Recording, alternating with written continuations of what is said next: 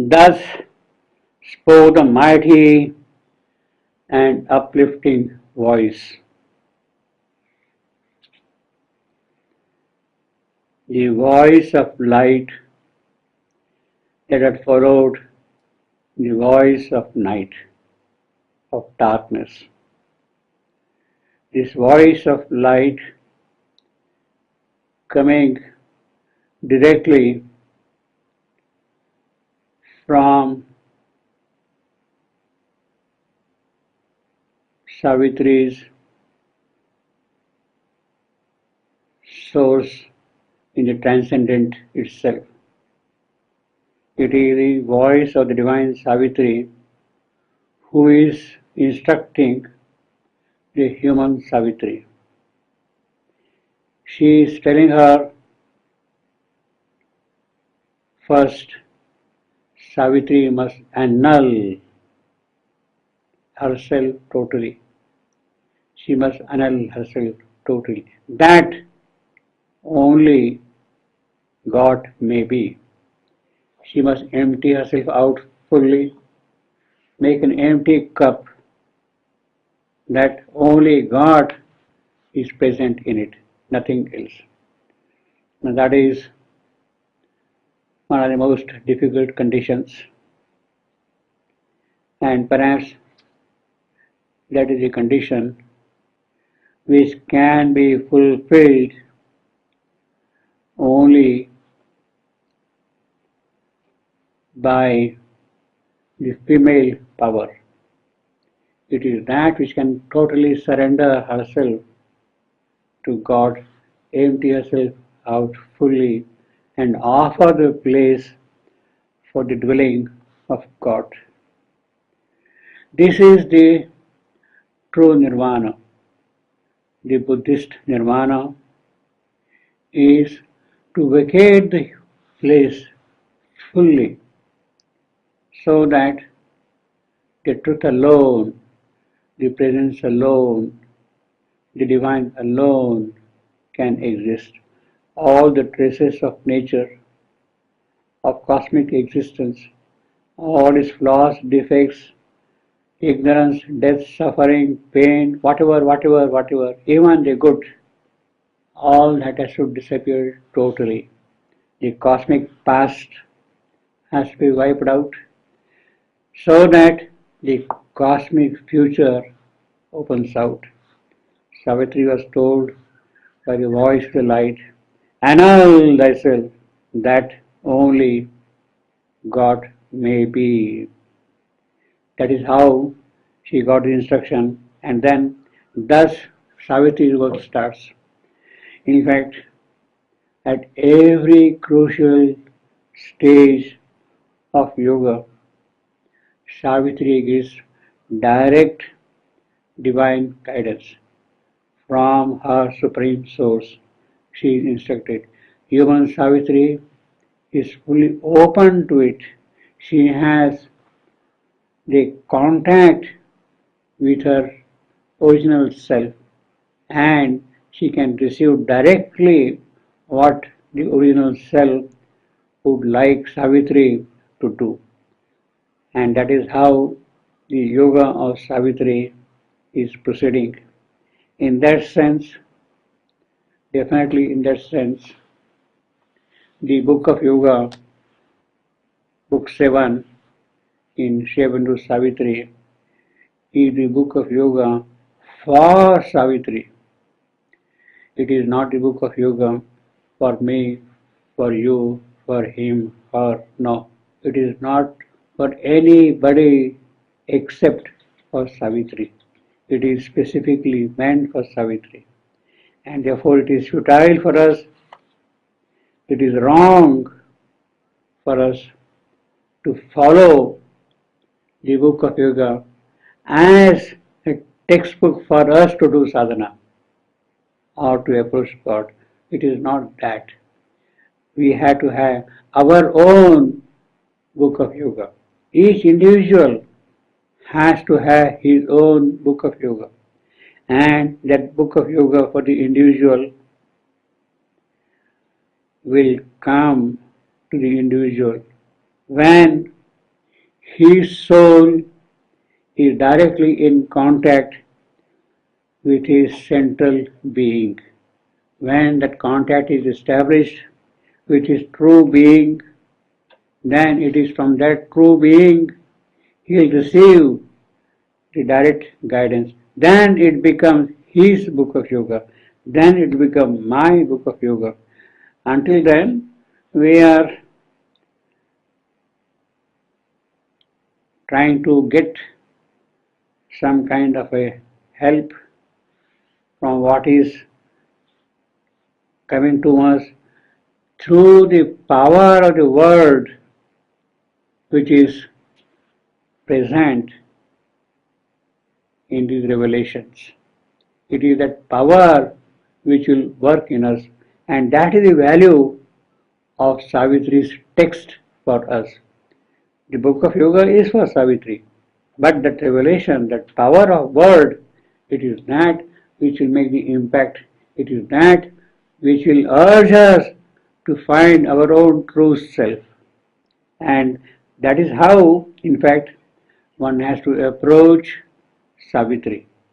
Through that power of the word, discover our own true self and receive the guidance directly from that true self of ours. Thus spoke the mighty and uplifting voice, and Savitri heard. She bowed her head and mused, plunging her deep regard into herself, in her soul's privacy, in the silent night. The primordial night is there all around. She is sitting in her soul, in the privacy of her soul. She has fallen into contemplation of what her true being had told her, to annul herself so that only God may be. She is musing on that. Thus spoke the mighty and uplifting voice, and Savitri heard. She bowed her head and mused, plunging her deep regard into herself. That is important, deep regard. With the depth of understanding and perception, we have to also listen to what we receive. We are being told, we are given advice, but we have to see in the depths of our soul, in our soul's privacy, in the silent night, aloof and standing back, detached and calm. That is the condition. That is what Savitri is musing. She has fallen into contemplation. And that is what she is musing. Aloof and standing back, detached and calm, a witness of the drama of herself. So she is looking at her own life like a witness Purusha. Sakshi, is this my life? So she is seeing from a distance her own life and watching the drama of her life. That tomorrow my husband is going to die and I don't know what I am going to do. That whole drama is standing in front of her, but she is standing back and watching like a detached Purusha. Witness of the drama of herself. She has become the Sakshi Purusha. She is not participating in the drama, but she is watching the drama. A student of her own interior scene. She is studying all the movements, all the actions, all the gestures of the people who are playing the drama. A student of her own interior scene, she watched the passion and the toil of life and heard in the crowded thoroughfares of mind the unceasing trade and passage of her thoughts. In the drama, in that calm, standing back detached and calm, in the corridors of thought, in the corridors of mind, what is she seeing? She is seeing thoughts walking from place to place to walk. The thoughts are walking the unceasing trade and passage of her thought in the crowded thoroughfares of mind. In fact, our mind is a very noisy place. We don't discern various thoughts entering into it and moving constantly. A student, but Savitri is standing aloof from all those things, and she sees these passers-by, these thoughts, aloof and standing back, detached and calm, a witness of the drama of herself, a student of her own interior scene. She watched the passion and the toil of life and heard in the crowded thoroughfares of mind the unceasing trade and passage of her thoughts. All she allowed to rise that chose to stir, because she is standing as a witness. She is not going to interfere in their coming and going. She allows them to come and move. All she allowed to rise that chose to stir, calling, compelling not, forbidding not. She is not inviting anybody. She is not asking them to stop. She is standing aloof. She left all to the process formed in time and the free initiative of nature's will. Yes, whatever nature wants to do, let her do that. Whatever time wants to unfold, let him unfold that. Savitri is simply watching the show. All she allowed to rise that chose to stir, calling, compelling not, forbidding not. She left all to the process formed in time and the free initiative of nature's will.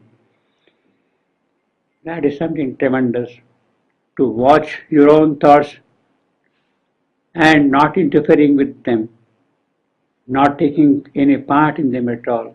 Thus, following the complex human play, she heard a prompter's voice behind the scene. See, this is the beauty of Savitri. He has picked up the theme of a witness to the drama of herself. Now, all the aspects of drama are being described here. It is a kind of a long simile, what is traditionally called the epic simile, simile of the drama, the Homeric simile. Homer has long similes in his descriptions. Matthew Arnold has at times those Homeric similes in his poetic works. But this is a simile at a totally different level, not only psychologically, but also from a literary point of view. It is a simile which runs over several lines. In the case of classical poets, the similes are long, but not too long, maybe hardly 3 lines, 4 lines, 5 lines. But this is a thing which runs over a long passage. That is the beauty of Savitri's literary art. A witness of the drama of herself, thus following the complex human play, she heard the prompter's voice. The prompter is initiating the movement from behind, you see, behind the scene. Perceive the original libretto's set. The whole text of the drama is there in front of him. He sees it, he finds it. Perceive the original libretto's set and the organ theme or the composer force. The force, who is the composer of the drama, who has written this text for the play, it is that Savitri is watching. Thus, following the complex human play, she heard the prompter's voice behind the scenes, perceived the original libretto's set, and the organ theme of the composer force. Organ theme, well, We might have huge, majestic organs, maybe with 10,000 pipes, and playing music in a big way. But this is an organ at a totally different level. 10,000 may not be enough.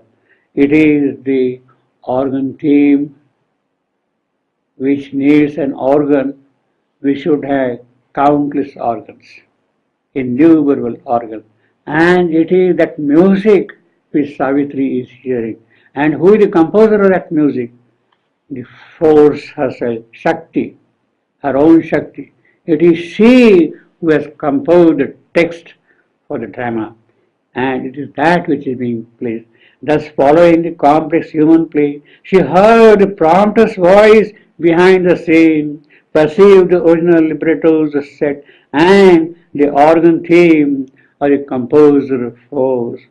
All she beheld that surges from man's depths, whatever is coming out from man's depth, from the subliminal, from the subconscious, all that is rising up. Savitri is seeing that. That is the aspect of the force, of nature's force. All she beheld that surges from man's depth. The animal instincts, what is that all? First, the animal instincts prowling with leaves, trees, the way the animals move. The impulses that whisper to the heart, and passions, thunder chase, sweeping the nerves. She saw the powers that stare from the abyss, from down below, from the gulf down below. The powers which are looking up, Savitri is seeing them. The animal instinct, the vital forces, all of them which are rising from that, Savitri is seeing as a part of the text of that music.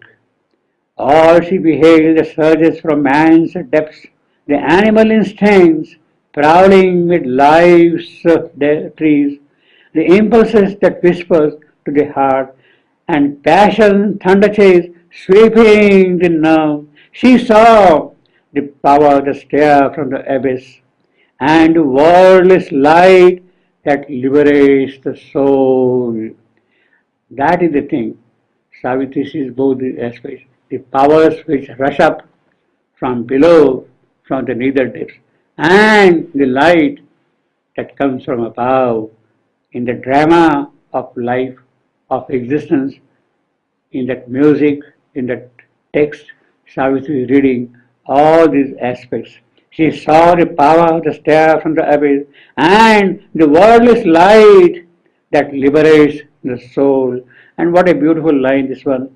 And the wordless light that liberates the soul. See the alliterations of well. Wordless light liberates the soul. The liquid flow, the line. That's the poetry of Savitri. See, while he is describing all these beautiful things, the poetry also moves in that inspiration. Both flow together. The contents and the style, they rush together hand in hand. But most her gaze pursued the birth of thought. Yes, she is seeing all these thousand aspects of life. The music or the composer force is hearing with all these elements present in it. But what Savitri notices in particular are not these elements rising from above, something rising from below, something coming from above. She is not so particular about that. She is a witness Purusha. Yet at the same time, she is selective in her observation. She wants to see certain aspect, this aspect, this aspect, this aspect. But most her gaze pursued the birth of thought. Her concern is where from do these thoughts come? She heard the unceasing trade and passage of thoughts in the corridors of mind. Mind is a noisy place. The thoughts are moving, rushing. on the pathways of mind. Where from are these thoughts coming? What is their origin? Is mind the creator of these thoughts? It cannot be, because mind is only a corridor. Thoughts must be coming from somewhere else and walking down these corridors. Where from are these thoughts coming? Therefore, her concern is, but most her gaze pursued the birth of thought. Where from are these thoughts coming?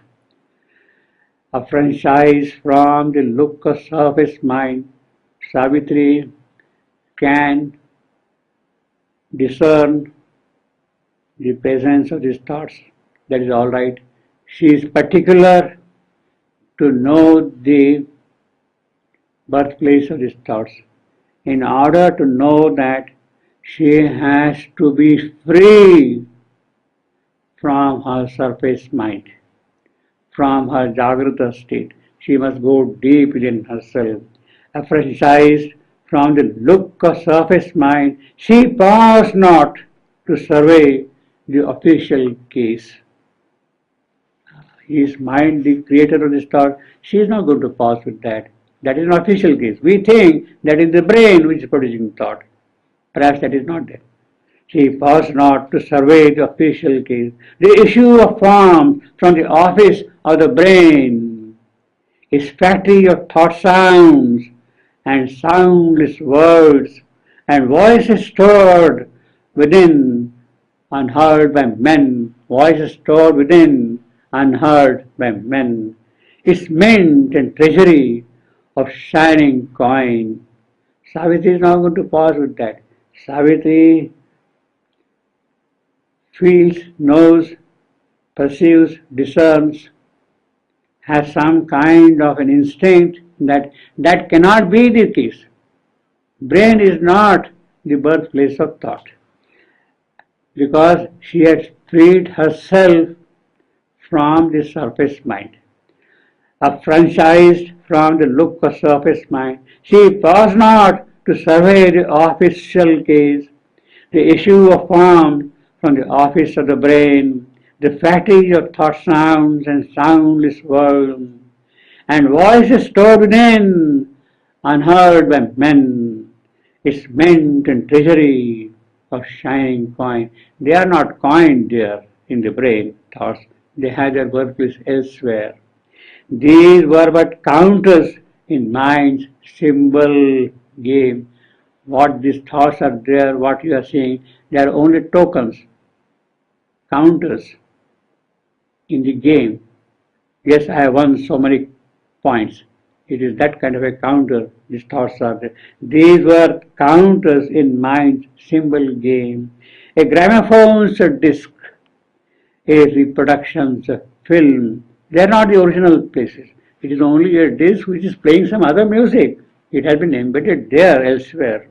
A gramophone's disc, a reproduction's film, a list of signs, a cipher and a code, a cipher and a code, Morse code. There is a separate code for that. It is that Morse code which she is seeing that it cannot be from there, from that thing. Well, Shravandu has used the technical words of that time, gramophone, film for reproducing things, then cipher and code, Morse code and all that thing. Had he written Savitri today, perhaps he might have used some other similar CDs, videos, DVDs, and things like that. But that is the epic.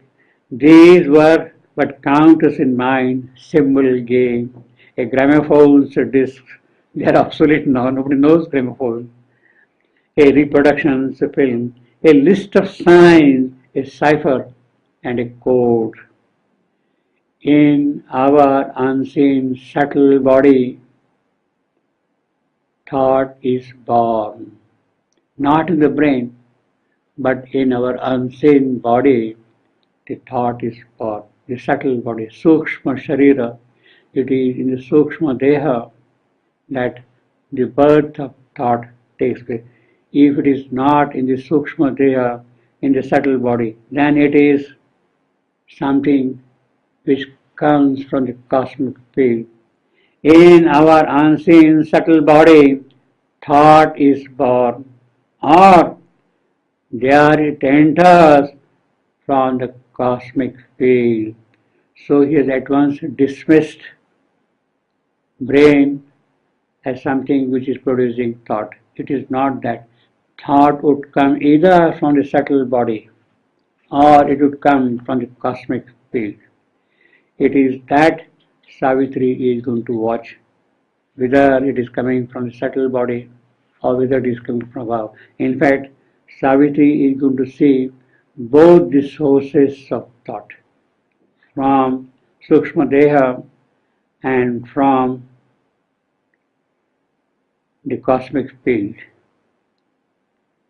These were but counters in mind's symbol game, a gramophone's discs, a reproduction's a film, a list of signs, a cipher and a code.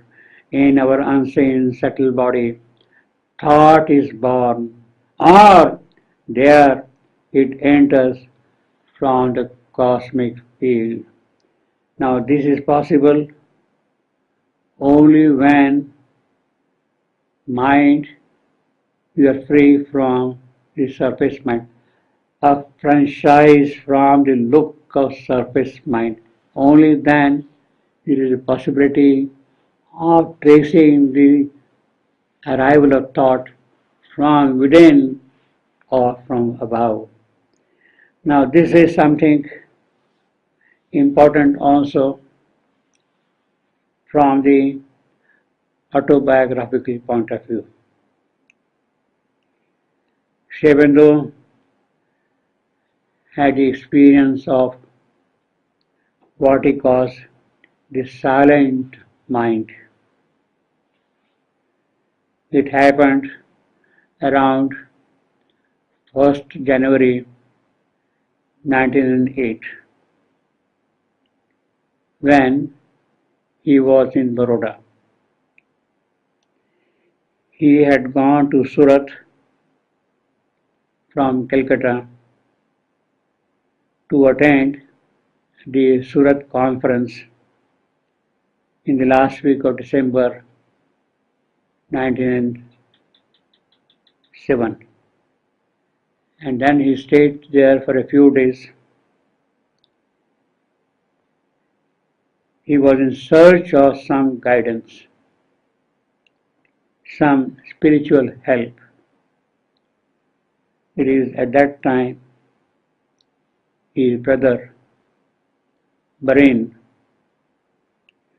who has some contacts with people around, he made contact with Vishnu Bhaskar Lile, the Maharashtrian yogi, and it is Barin who had brought Lile to Baroda, where Sri Aurobindo stayed for a few days. In Baroda, as I said, around 1st January 1908, they sat in a room totally cut off from everybody else for 3 days in the palace of Jadhav, where Sri Aurobindo stayed. Lele had told him the first instruction which he had given to Sri Aurobindo was, Lele told him, you keep your mind silent and you will see thoughts coming from outside. You will see thoughts coming to you from outside. And it is possible for you to stop them into entering into you. It is possible for you to stop them entering into you. Within 3 days, he could get that siddhi, that realization. He could see the thoughts coming from outside and he could stop starts entering into it. And that is what he calls the silent mind, where there is no thought at all. It is in that silent mind he would get true advice, true inspiration, true adesh, true command. Whatever he wanted to do, he would get in that state. In fact, that was the state which never left him afterwards. It remained with him all through. The silent mind, what one would call metaphysically the passive Brahman. He had the realization of the passive Brahman within 3 days, and Lele himself was stunned by the speed with which he got it. That became the foundation of his spiritual life. In fact, it is not here, but it is there in other places in Savitri. In another maybe 6 months or 8 months, he got another major spiritual realization. After he went back to Calcutta, he plunged, of course, he was always there, but he plunged into all the political activities with that silent mind always being there.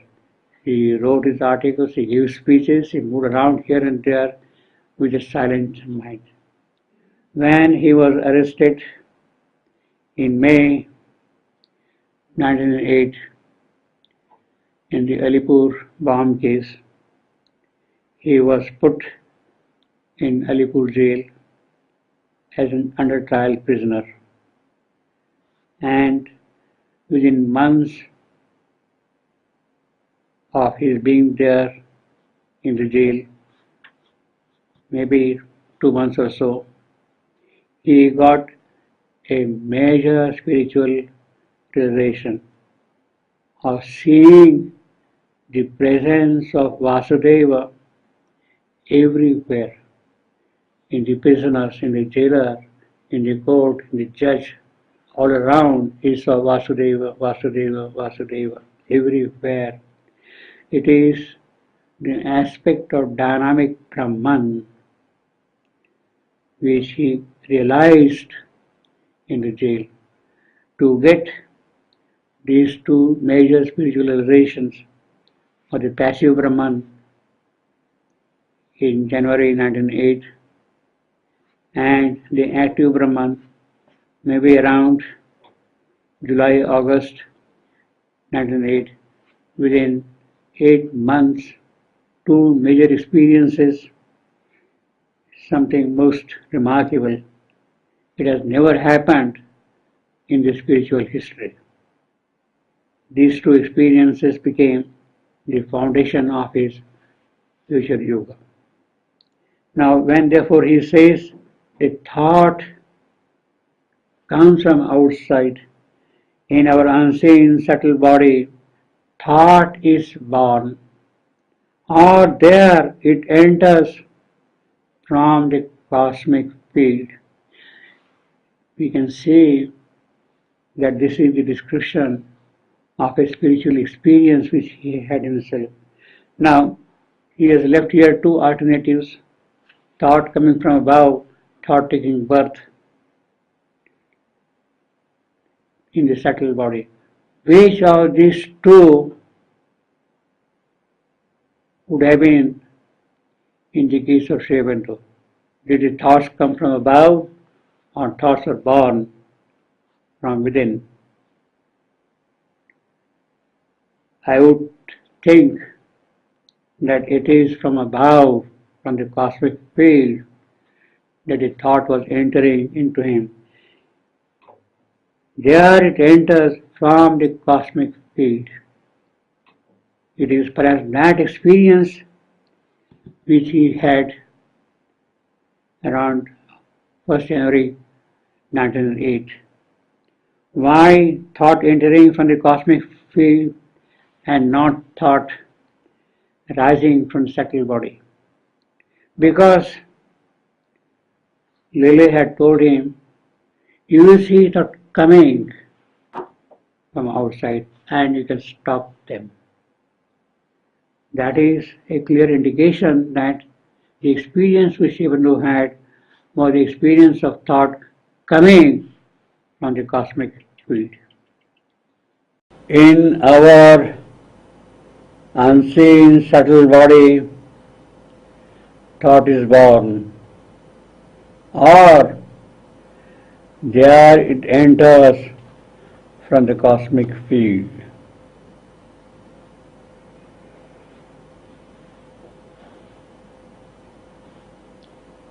Oft from her soul stepped out a naked thought. So this is the birth of thought in the subtle body, in the unseen subtle body. It comes out, steps out from the soul. Oft, very often, from her soul stepped out a naked thought, bare thought, unadorned, without any embellishes, luminous with mystried lips and wonderful eyes. Thought is a person, thought is a being. His lips are mysterious, his eyes are wonderful, luminous with mystried lips and wonderful eyes. Or from her heart emerged some burning face and looked for life and love and passionate truth. This is the quality of the thought which comes out from the heart. From the soul, the quality is mystried lips and wonderful eyes. From the heart, when the thought emerges from the heart, then the quality is of love, of passionate truth, of life. Or from her heart emerged from some burning face and looked for life and love and passionate truth. Aspire to heaven or embrace the world. That is the quality of the heart, thought coming from the heart. It aspires to heaven or embraces the world. Or let the fancy take a fleeting moon across the sky of man's common day, amid the doubtful certitudes of earth's allure, to the celestial beauty of faith, gave form as if at flower pens in a dingy room, laughed in a golden vase, one living rose.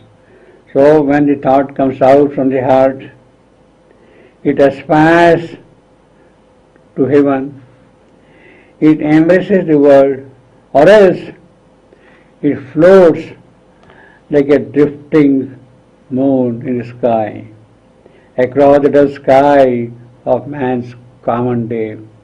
The way the moon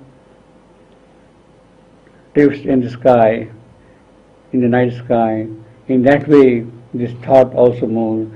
Amid the doubtful certitudes of earth's Lord, that is the quality of our mind. Our darkness is that uncertitude, and in that uncertitude this thought moves like a moon. Amid the doubtful certitudes of earth's Lord, to the celestial beauty of faith gave form. The faith which is there in the heart, it is that it gives a concreteness when the thought arises from the heart. To the celestial beauty of faith gave form. And what does that form do? In a dingy room, it is a flower, it gives it life freshness, as if a flower prince in a dingy room laughed in a golden vase, one living rose. So this is the kind of a thought which comes out from the soul or which comes out from the heart. A thaumaturgist, a magician, a creator of wonderful, miraculous things here. A thaumaturgist sat in her heart's deep, compelled the forward stride, the upward look, till wonder leapt into the illumined breast. It is because of him that the breast can become wonderful, luminous, and life grew marvelous with transfiguring hope. Because of this magician, there is a possibility of that wonder growing in us, illumining our breast, taking our life to a different joy of existence, and life grew marvelous with transfiguring hope. A seeing will pondered between the brows. So either from the soul or from the heart, now the thought coming out from the brow, from Ajna Chakra.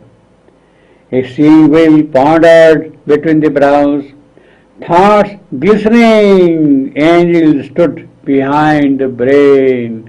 When it comes out from here, these thoughts look like angels, shining bright angels.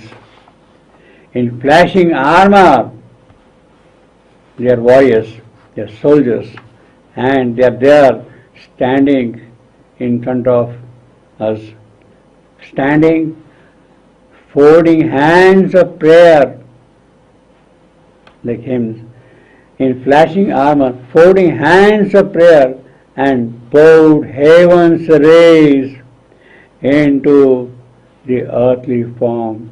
So when the thoughts arise from here, from Ajna Chakra, they are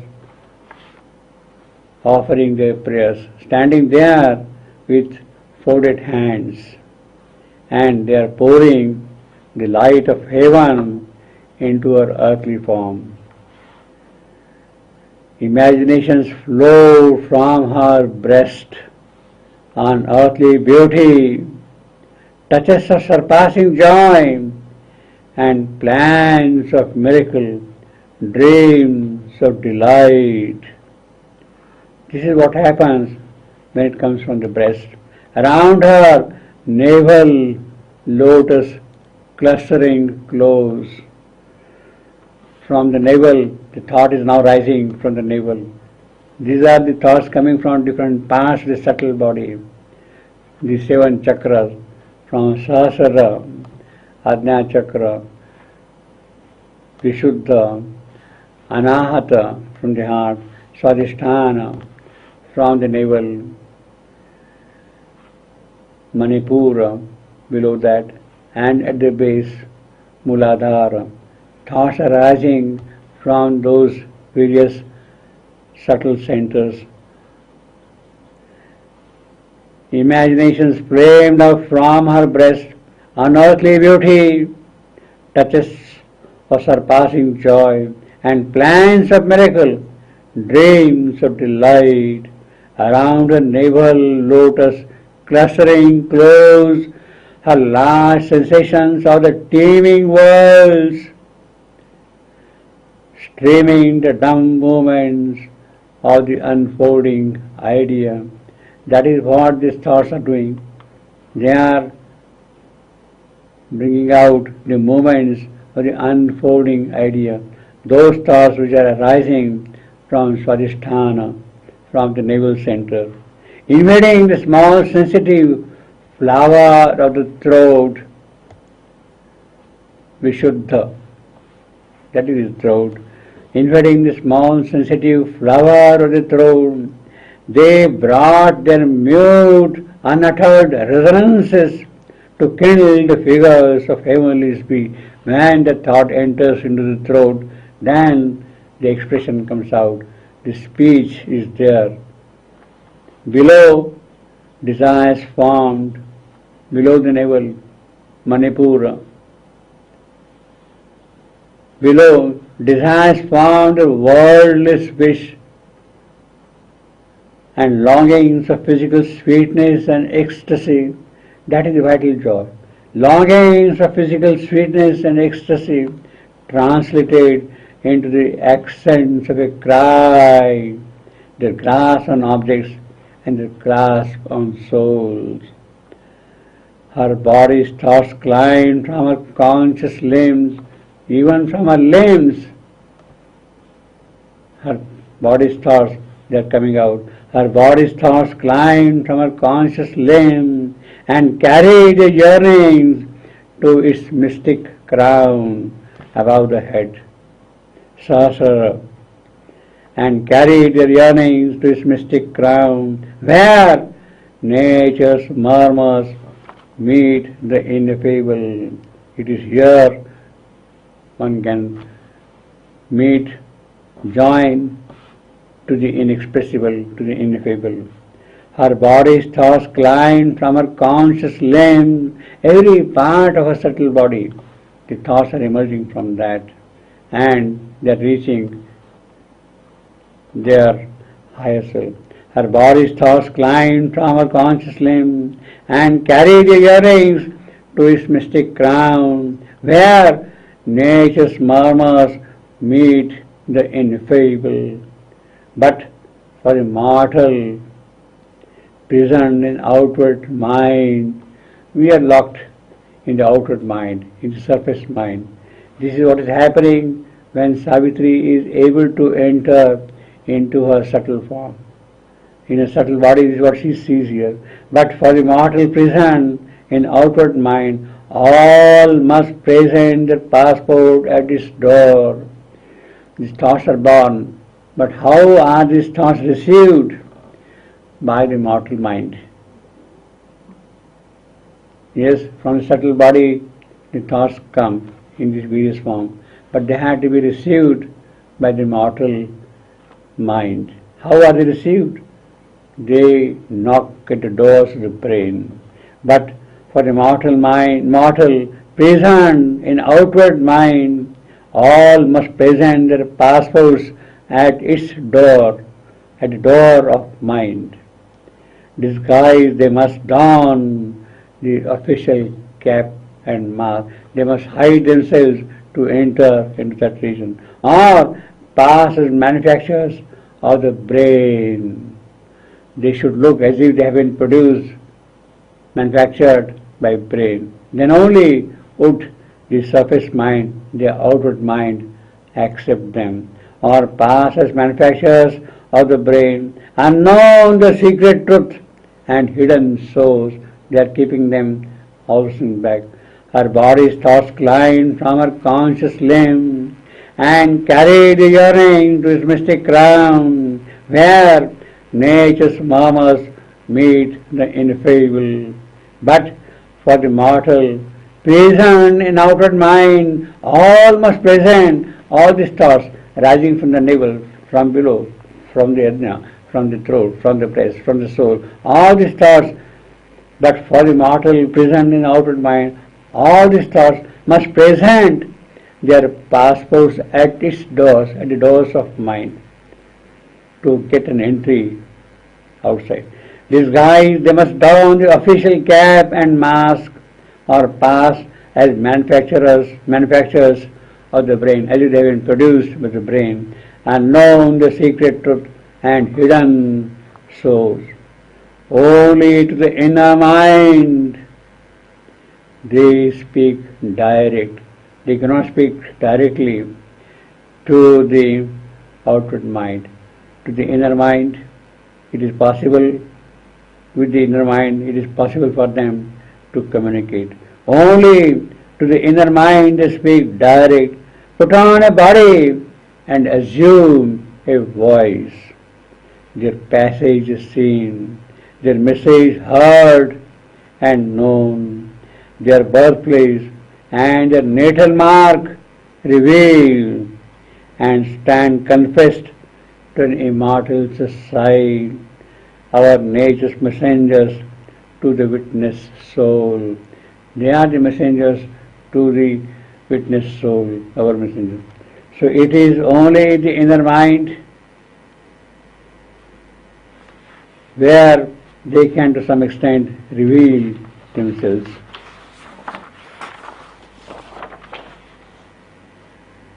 But for the mortal present in outward mind, all must present their passports at its doors. Disguised, they must don the official cap and mask or pass as manufacturers of the brain, unknown the secret truth and hidden soul. Only to the inner mind they speak direct, put on a body and assume a name, their passage seen, their message heard and known, their birthplace and their natal mark revealed, and stand confessed to an immortal sign, our nature's messengers to the witness soul. Impenetrable, withheld from mortal sense, our senses, five senses, they are not capable of recognizing them, of accepting them, of admitting them. Impenetrable, withheld from mortal sense, the inner chambers of the spirit's house disclose to her their happenings and their guests. It is only in the inner chamber that Savitri could see them. Eyes look through crevices in the invisible wall, and to the secrecy of the unseen doors there came into mind's little frontal room thoughts that enlarged our limited human range, lifted the ideals half quenched or sinking torch, or peered to the finite and the infinite only a little bit through the mortal sense could they sneak out, come out. What are our mortal senses? Sight, sound, taste, smell, touch, the five organs of perception: eyes, ears, nose, touch, tongue, touch. These are the physical organs of perception which we have got, but behind them are the subtle organs, and it is they who can receive this thought. A sight opened upon the invisible and sense the shapes that mortal eyes see not, the sounds that mortal listening cannot hear, the blissful sweetness of the intangible touch, sweetness, the taste, the touch, the objects that to us are empty air, perfumed nose, are there the stuff of daily experience and the common pabulum of sense and thought. It is their food, common food. It is on that they get the nourishment. The beings of the subtle realms appeared, and scenes concealed behind our earthly sense seen. When the subtle senses are awoken, then the beings of the subtle realms appear. The beings of subtle realms appeared, and scenes concealed behind our earthly scene. She saw the life of remote continents. With those senses opened, she saw the life of remote continents, and distance deafened not to voices far. She could hear even from far. She felt the moment crossing unknown mind. All the thoughts are crossing all the mind. The past events occurred before her eye, even the drishti of the past, Bhuta. It has opened out, and she is able to witness the entire past with the sight opened out. The senses are awakened, the subtle senses, because the thoughts are coming from her subtle body. The subtle senses are awakened, and she has now different perception of things.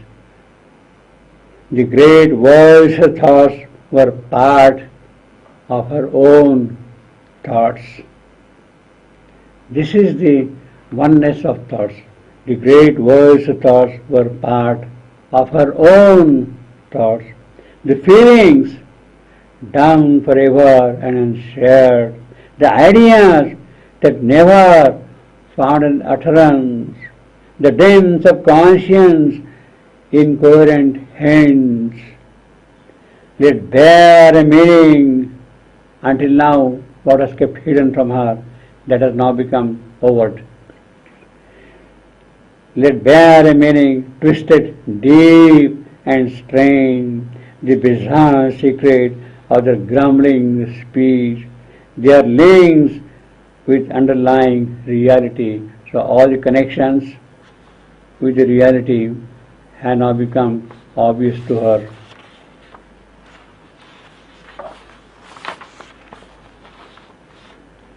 The unseen, what was until now unseen, the unseen grew visible. The inaudible has become now audible. The unseen grew visible and audible. Thoughts leaped from a superconscient field from above. The thoughts are leaping. Thoughts leap down from a superconscient field like eagles swooping from a viewless peak. The way the eagle will swoop down, in that manner the thoughts are sweeping. That is what comes from the invisible, from the inaudible. The unseen grew visible and audible. Thoughts leap down from a superconscious field like eagles swooping from a viewless peak. Thoughts gleamed up from the screen subliminal depths. From above, the thoughts are leaping down. The thoughts are rushing up from below, gleamed up from the screen subliminal depths like golden fishes from a hidden sea. The subliminal sea which is there, from that the fishes are gleaming out. The shining thoughts are there. Thoughts are coming like eagles, or they're gleaming like golden fishes. This world is a vast, unbroken totality. There is a connection of the thoughts coming from here and the thoughts gleaming from below. This world is a vast, unbroken totality, a deep solidarity joins its contrary powers.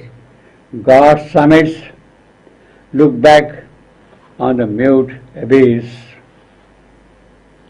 So man, evolving to divinest heights, colloques still with the animal and the jinn. He is coming from above, but he is communicating because of this thought, this manasa faculty which has woken up in him with the animal and the titan.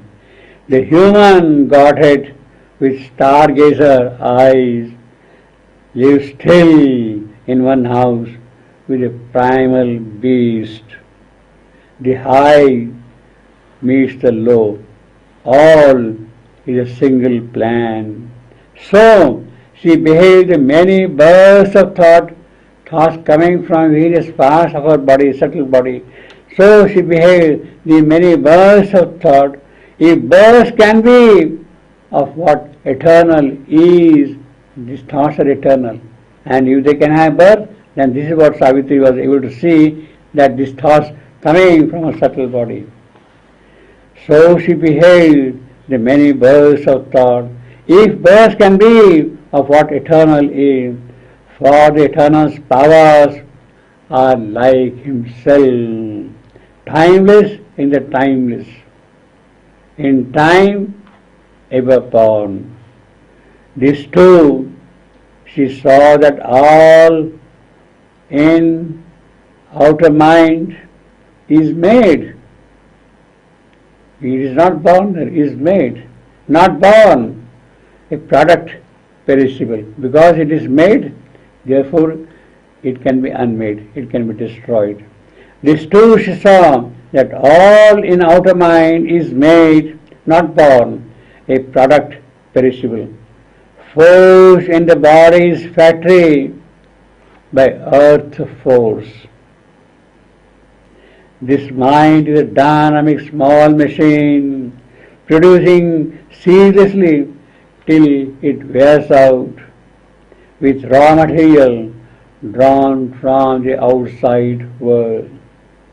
The patterns sketched out by an artist God.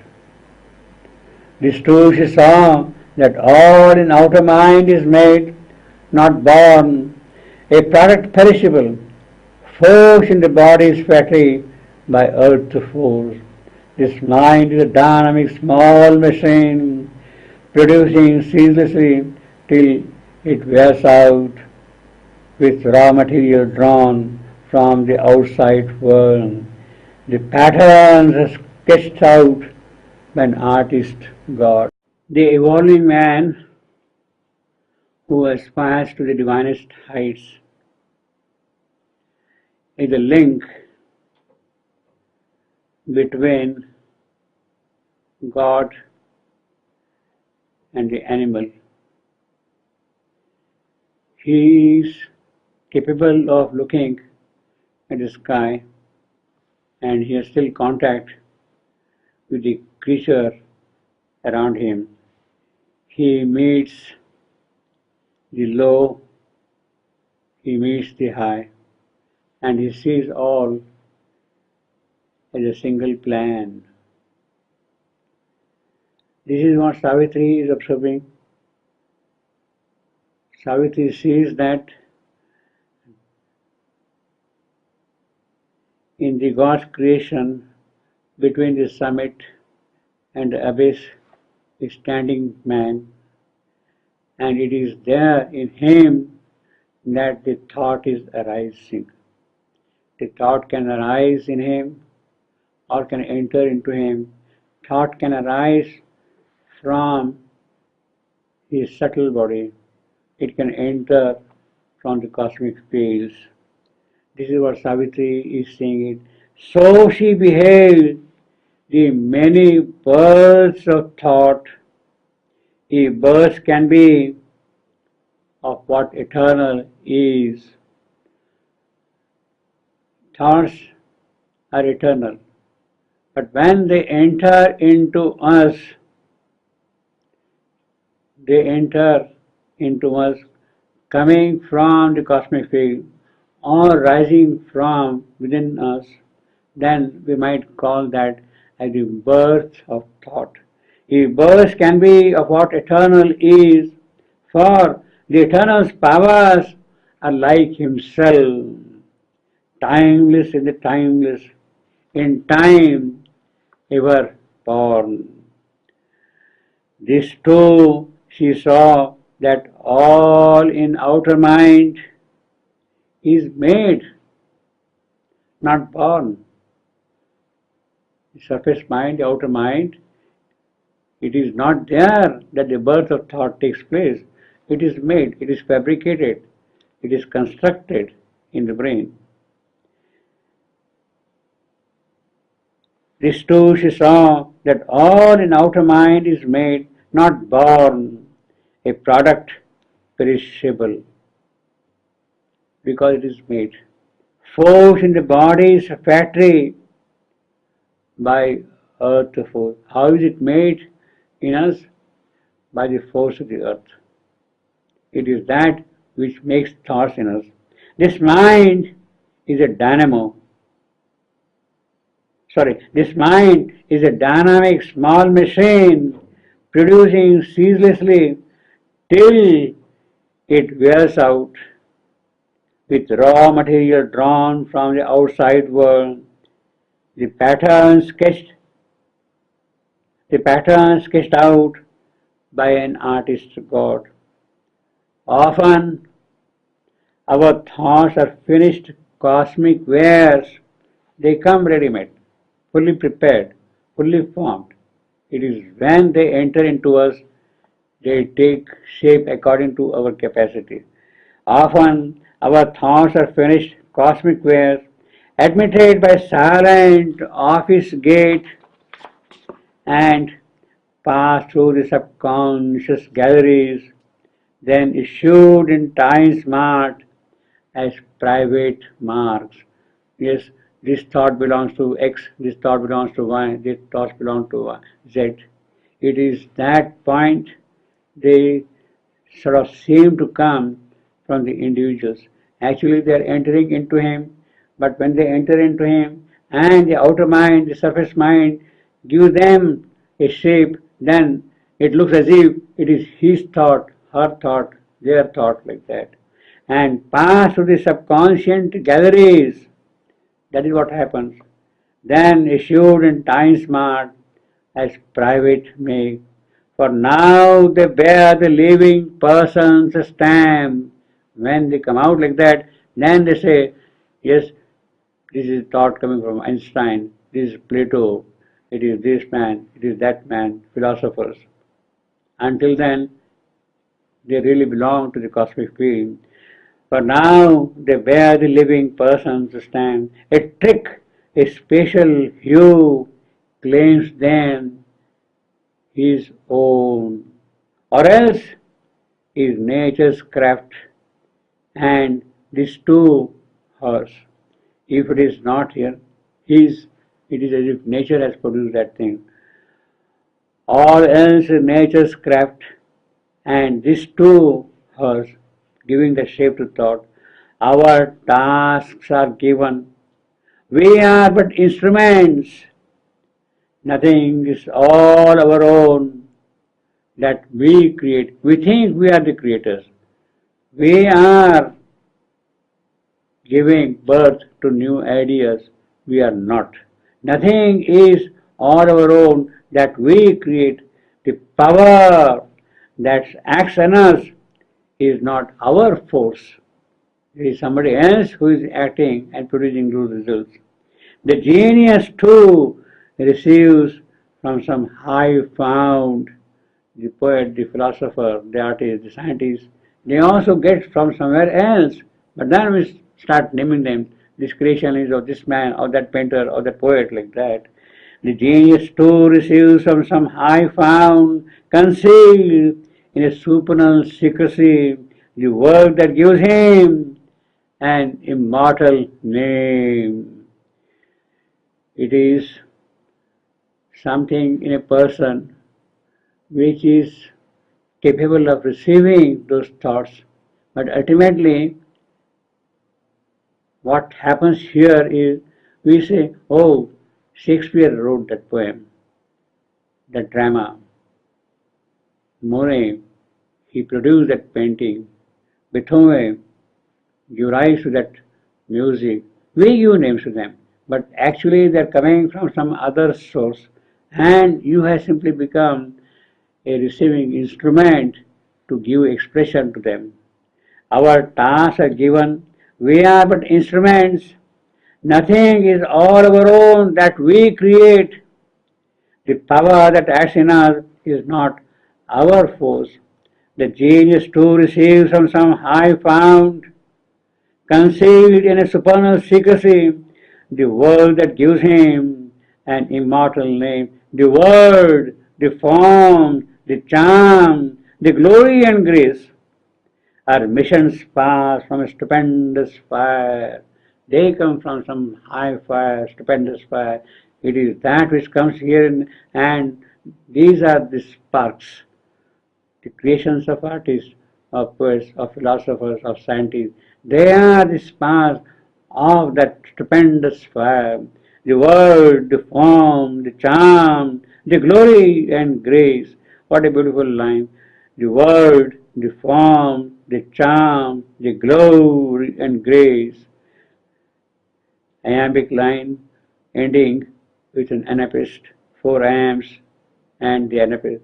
The word, the form, the charm, the glory and grace, and the alliteration of G, glory and grace, and R, repetitive R.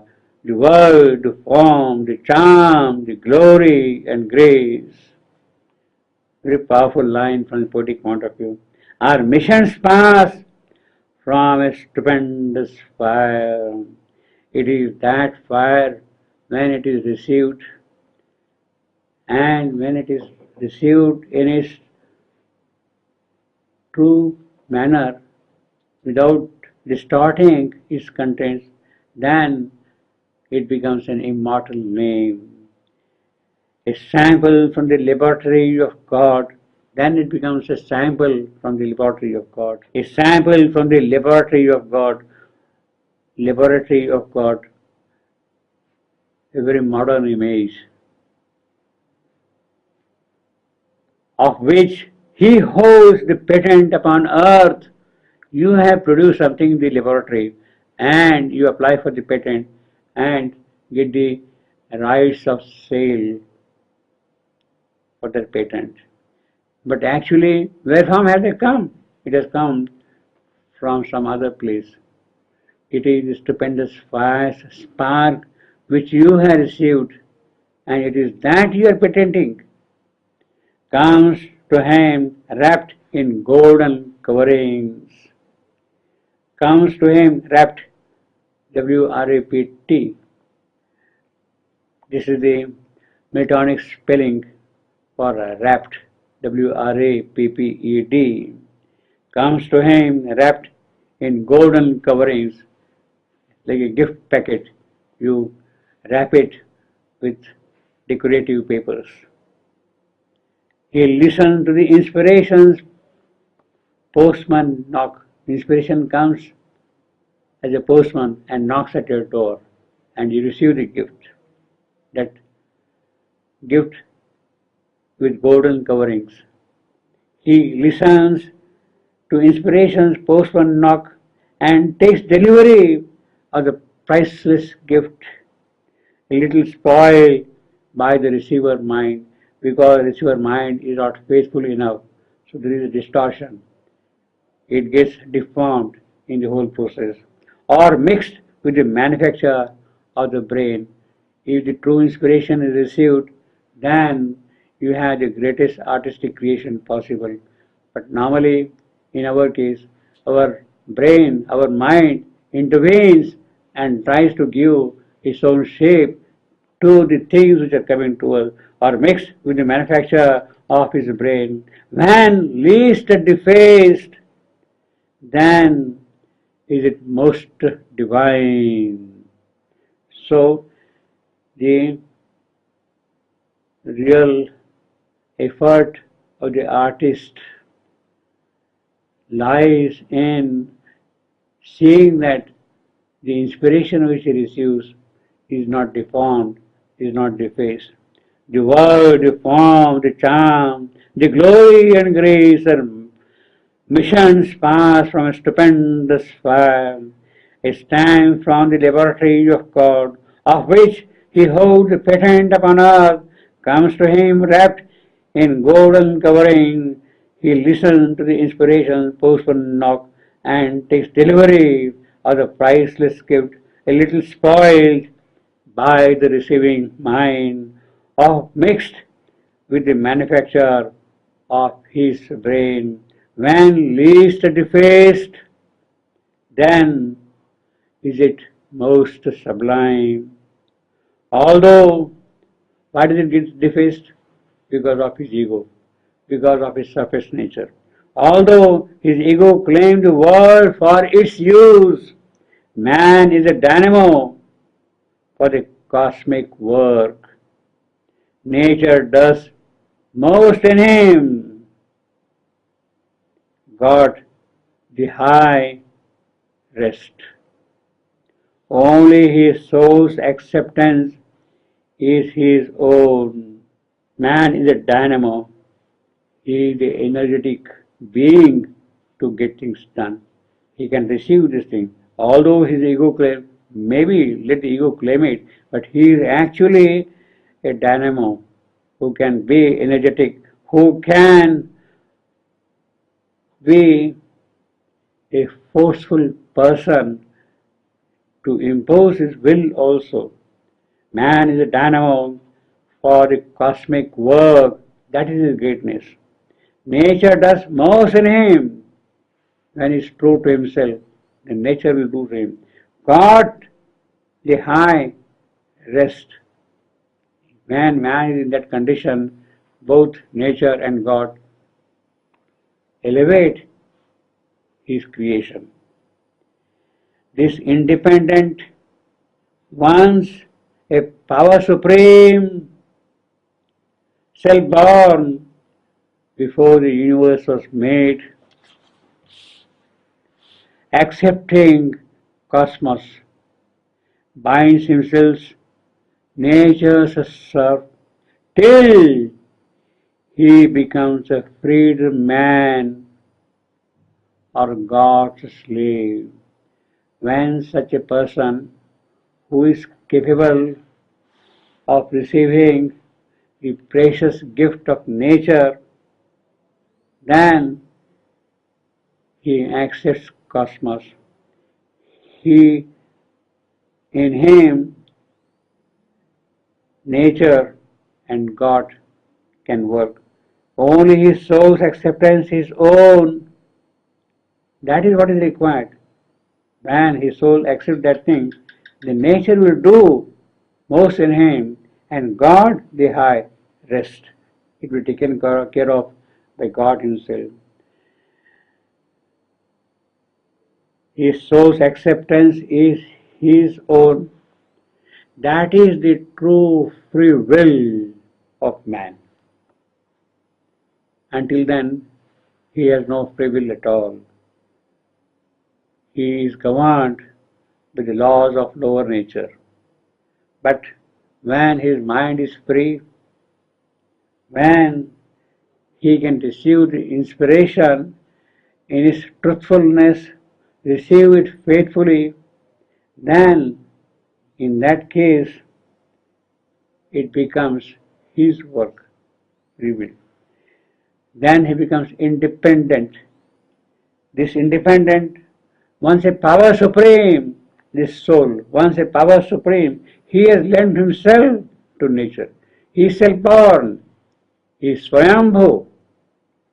He is not produced. He is not manufactured. He is self-born. This independent, once a power supreme, self-born, before the universe was made, he accepts cosmos, binds himself as nature's servant, as nature's serf, as nature's slave, till he becomes a freed man. He has accepted purposefully the servitude of nature in order to become freed man, in order to become God's slave. Freed man because he is bound to nature. He is governed by the laws of nature. But when he becomes a freed man, he becomes Jivana Mukta. It is only the Jivana Mukta who can then receive truly what the inspiration is bringing to him. He becomes her freed man or God's slave. He becomes Dasa. He accepts the Dasyahood of the divine. He surrenders himself totally to his will. He identifies his will with the will of the Supreme. And it is Dasya Bhava which then makes him one with God. Seen from human nature, human angle, this Dasyahood, this servitude is not acceptable to us. But our true greatness lies in becoming the slave of God. Not just becoming the servant of God, but a slave of God. to become the slave of God is a greater achievement of man than become the servant of God. He has to be not slave, gulam. He has to be slave, gulam, dasa of God, not sevaka, servant. Because in the case of a servant, in the case of a sevaka, it is possible to go away from the master. You are serving a master. Either the master will dismiss you or you will leave the master and go elsewhere. That is possible, but a dasa, slave, he will never leave his master. Now it is that dasya bhava of Kali in the will of the Supreme Lord. It is that which brings true dynamism to this creation, and it is then only that in her will, which is already one with the will of the Supreme, that the divine things can happen here. That to acquire that Kali Bhava, Kali Dasya, is the greatest possible achievement for the human soul.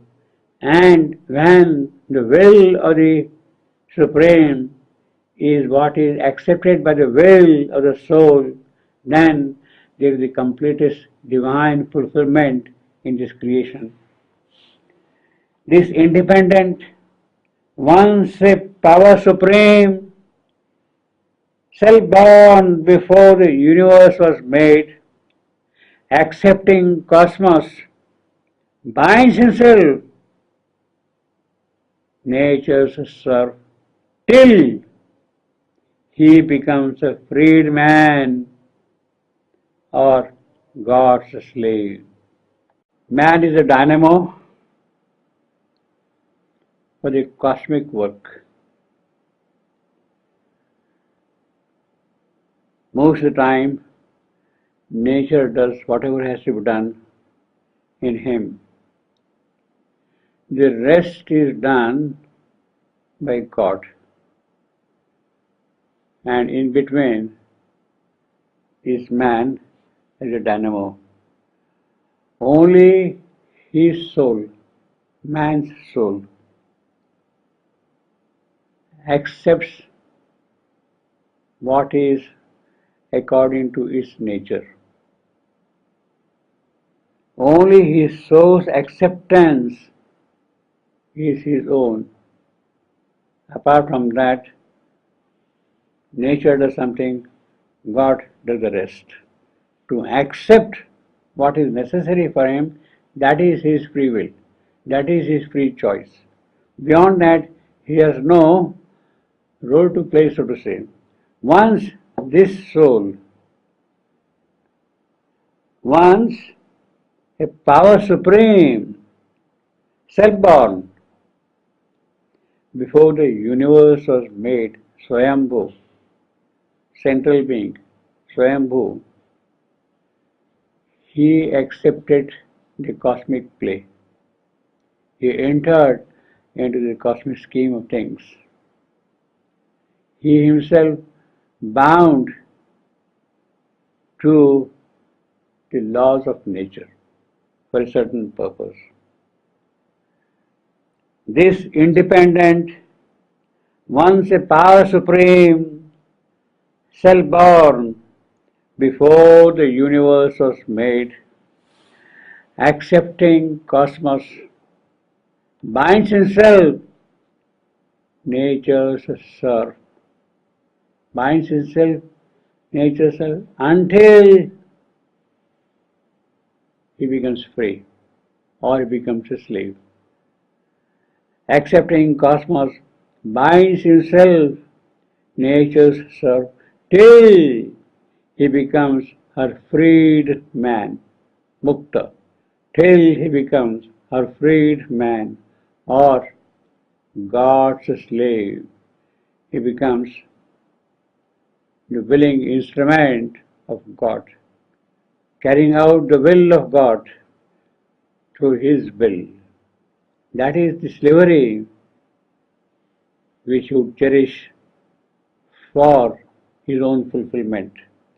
Accepting cosmos, so that is His choice. He has accepted the cosmos, the suffering. He has accepted the law of nature. For what purpose? For taking nature forward. And in that process, he first becomes a mukta, free of nature, or till he becomes the slave of God. Nature does most in him, he becomes free of that. God, the high rest. It is in that high the rest doing in him that is becoming the slave of God. He is a servant, he is a slave. As a servant, he gets the wages, but then he can walk away from the master and be his own.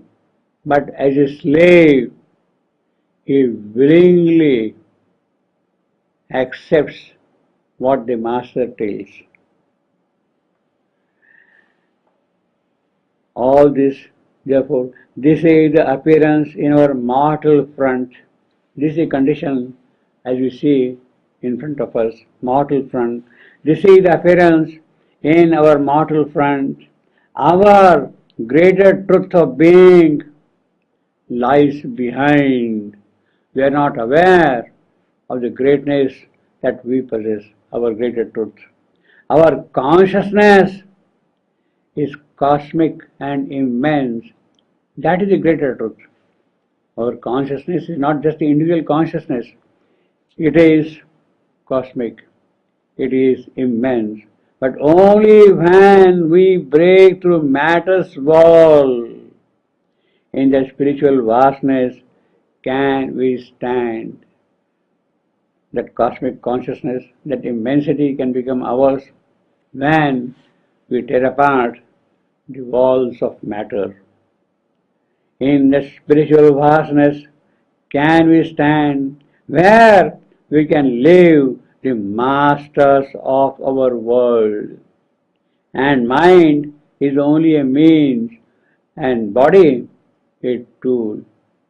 That is the mastery. Both the physical and the mental, they become instruments, and it is something else than that independent who is within us, who then functions. This is appearance in our mortal front. Our greater truth of being lies behind. Our consciousness is cosmic and immense, but only when we break through matter's wall in the spiritual vastness can we stand, where we can live the master of our world, and mind is only a means and body a tool. For above the birth of body and of thought, above mind and the body, our spirit's truth lives. It lives in the naked self. Our spirit's truth lives in the naked self, and from that height, unbound, survey the world. When we go above the body, above the thought, then we can survey the functioning of this world. Our spirit's truth lives. Out of the mind, she rose to escape its law.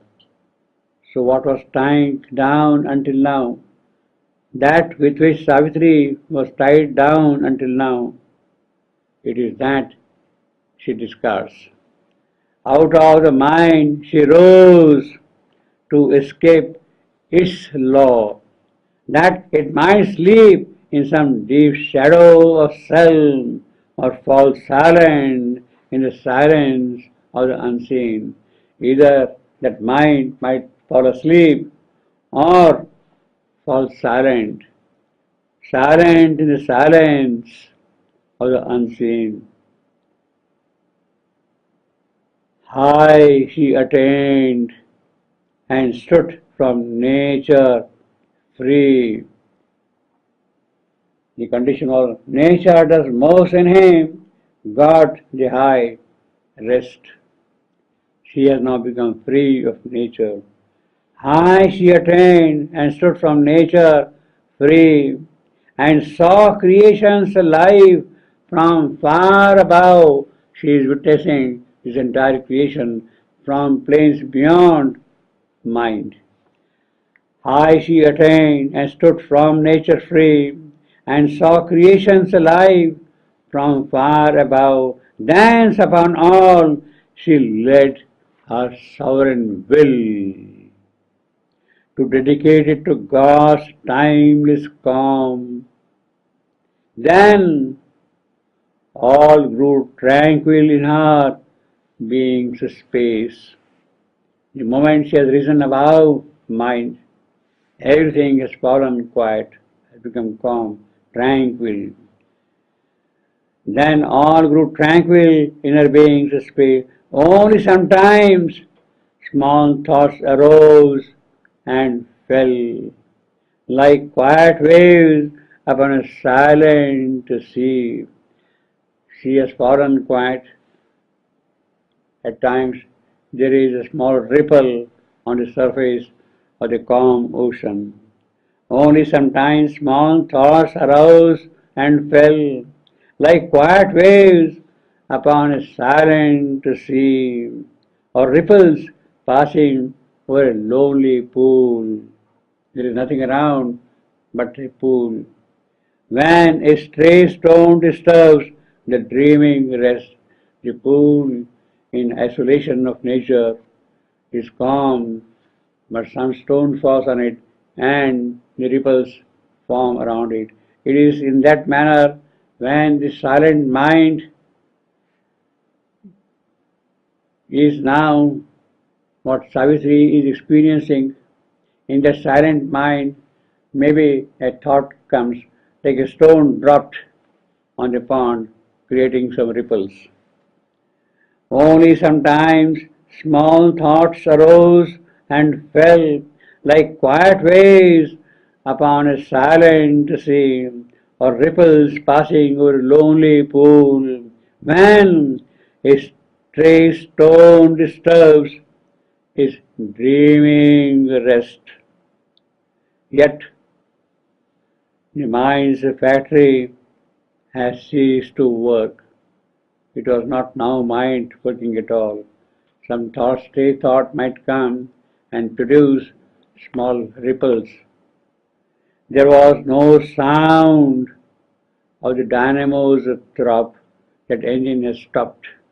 There was no sound at all. Yet the mind's factory has ceased to work. There was no sound of the dynamo's throb. There came no call from the still fields of life, neither thought nor life with its passions, emotions, nothing disturbed her. Yet the mind's factory has ceased to work. There was no sound of the dynamo's throb. There came no call from the still fields of life. Then even those ripples, even the surface disturbance that also ceased. Then even those stirrings rose in her no more. Her mind now seemed like a vast, empty room. It is no more a pond, empty, vast, empty room. Her mind now seemed like a vast, empty room, or like a peaceful landscape without sound, vast spaces of calm in the depths of nature. Then even those stirrings rose in her no more. Her mind now seemed like a vast empty room, or like a peaceful landscape without sound. This men call quietude and prize as peace. This condition of stillness, of calm, of the total absence of thought. This is what men call as quietude. This men call quietude and prize as peace. But to her, to Savitri, but to her, deeper side all yet was there. With her deeper side, she could still see something below the surface. But to her, deeper side, all yet was there, effervescing like a chaos under a lid, as if a cover has been put and below that something is constantly boiling, effervescing like a chaos under a lid. Feelings and thoughts cried out for word and act, as if they were suppressed under the lid. Feelings and thoughts cried out for word and act, but found no response in the silent brain, in the silenced brain. All was suppressed, but nothing yet expunged. Not that they were not there, they were there. Although they had fallen quiet, they were under the lid. All was suppressed, but nothing yet expunged. At every moment might explosion come, because they are there. Things can suddenly explode at any moment. You have put a heavy lid, but if the boiling is very vigorous, it can throw off the lid. At every moment might explosion come. Then this too paused. The body seemed a stone, still like a stone, a carved statue. Then this too paused. The body seemed a stone. All now was made, was a wide, mighty vacancy, but still excluded from eternity's hush. Yes, it was vacant, but still eternity's hush is not there. It is excluded, it is away from eternity's hush. All now was a wide, mighty vacancy, but still excluded from eternity's hush, for still was far the repose of the absolute and the ocean silence of infinity. The ocean silence of infinity is still very far away. Mind has fallen quiet, a lid has been put on it, but that does not mean that it cannot burst out, it cannot explode. And the ocean silence of infinity is not there. What a line. And the ocean silence of infinity, pure Ored poetry. But still was the far repose of the absolute and the ocean silence of infinity.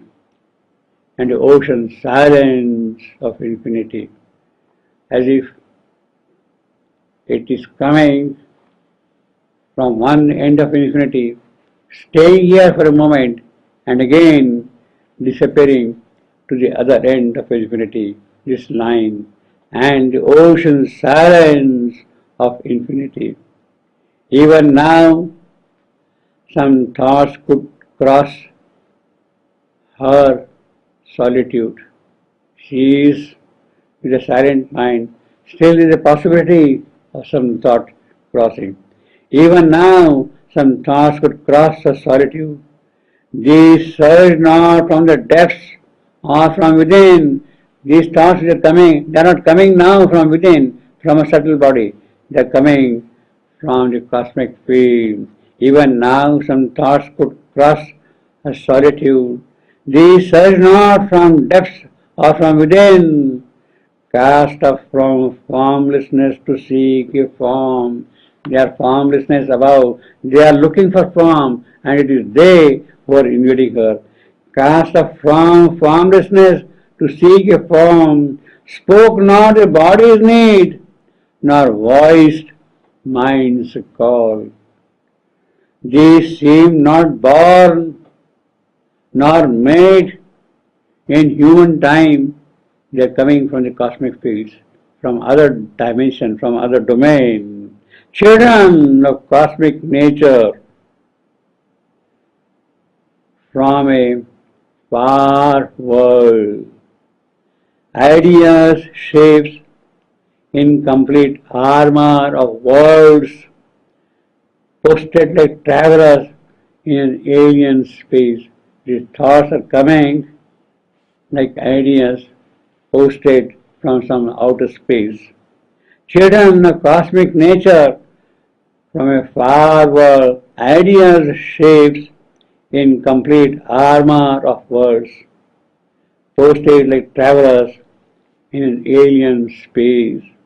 Out of some far expanse they seem to come, as if carried on vast wings, like large white sails. These seemed not born nor made in human time. Children of cosmic nature from a far world, ideas, shapes, in complete armor of worlds, posted like travelers in an alien space. Out of some far expanse they seem to come, as if carried on vast wings like large white sails, and with easy access reached the inner ear,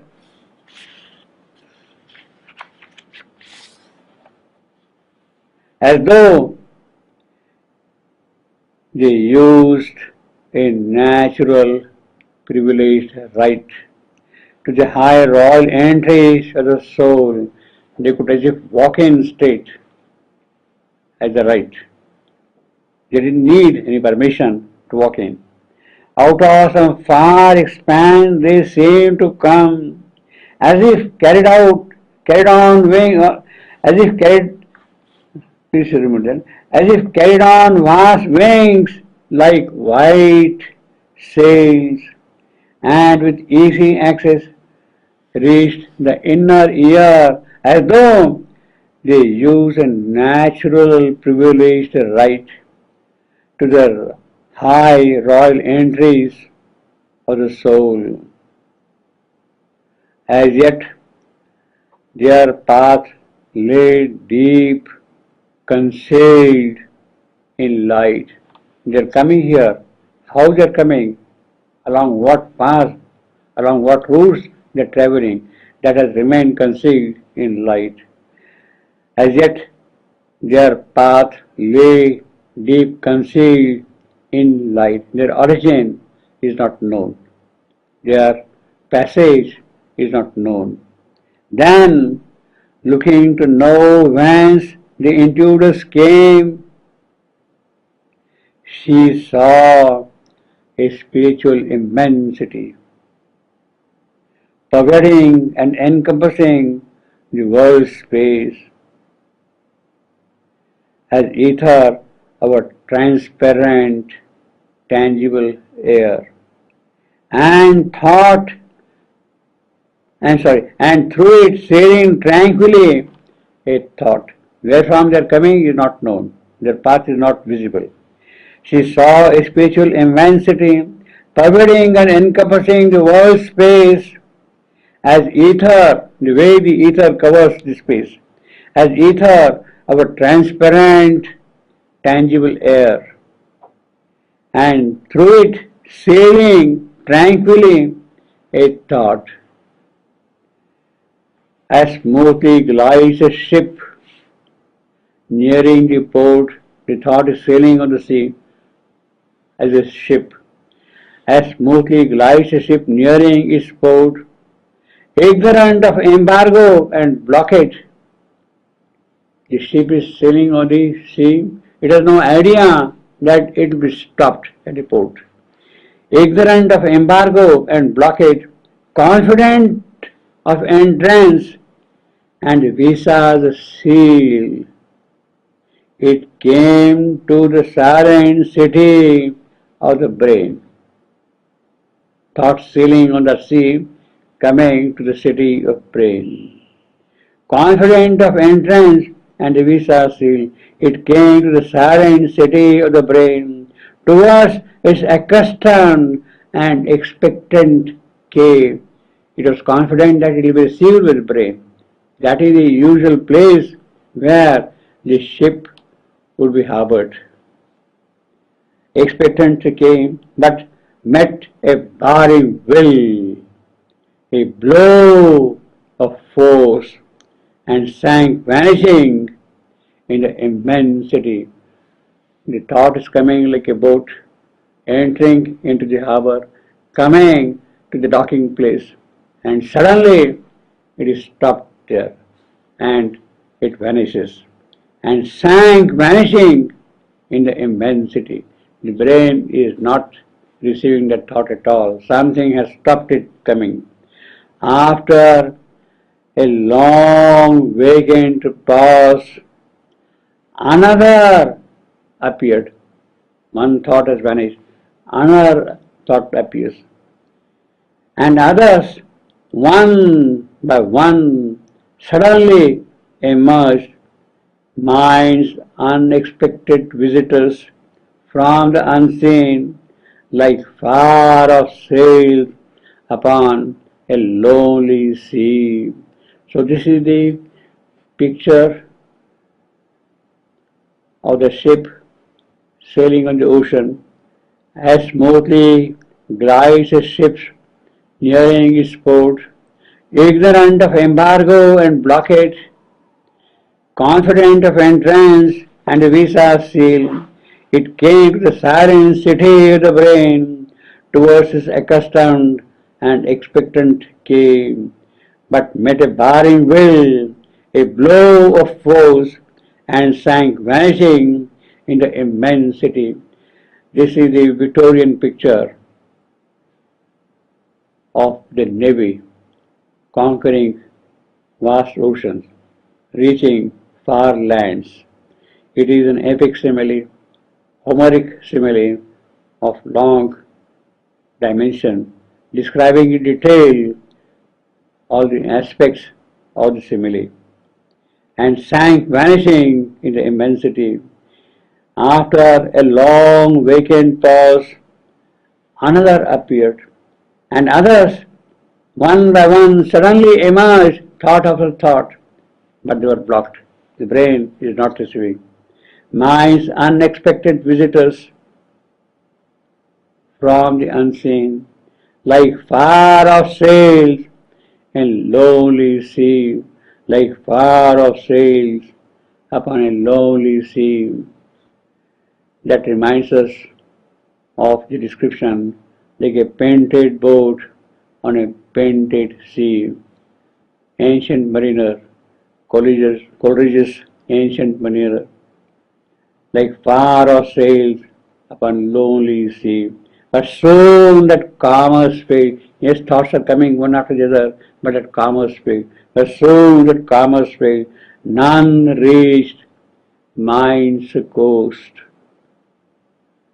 Then all grew still, nothing moved anymore. Immobile, self-wrapped, timeless, solitary, a silent spirit pervaded, silent spirit. The thoughts are coming one after the other, but there is no visa. They are dismissed, they vanish, they disappear, they sink. One by one they come and disappear. Then all grows still. Nothing moves there. Nothing anymore. Immobile, rapturous in its own conditioned state, self, timeless, solitary, a silent spirit pervaded silent space.